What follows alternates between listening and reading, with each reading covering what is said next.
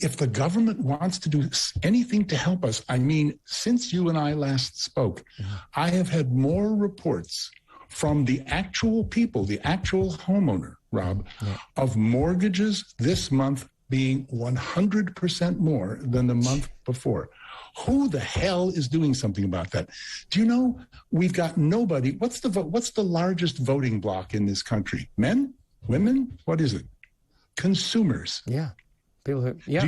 If you Google government ministers, I promise you, or you Google government ministers' responsibilities, you will find leveling up, fisheries, health, social care, fun, sport, culture. You will not find the word consumer anywhere on any web page in that site. We need a minister for consumer affairs, a consumer champion who stands up and says to these poor deluded people who've lived in this cloud in Westminster for so long, hello, get real. Do you understand what this really means? Well, I'm going to run for office and I'm going to make you a member of the House of Lords, and I think you should run it, frankly. I have to say, Dr. Roger. If they would have me, I'd be delighted, but somebody needs to do it. The first thing the government should be announcing is not a derisory, ridiculous cut of 70 pounds a year on our home energy bills.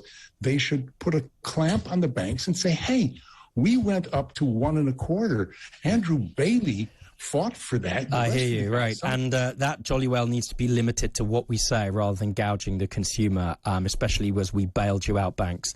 As you know, and no doubt we'll speak again about this, the fact that the banks have got the gall to do that in circumstances where they weren't only bailed out, but they're people that made massive profits, didn't get prosecuted, is a whole nother discussion. That's Dr. Roger Gewolb, CEO of Fair Money and personal finance expert. And you're listening to me on Talk TV.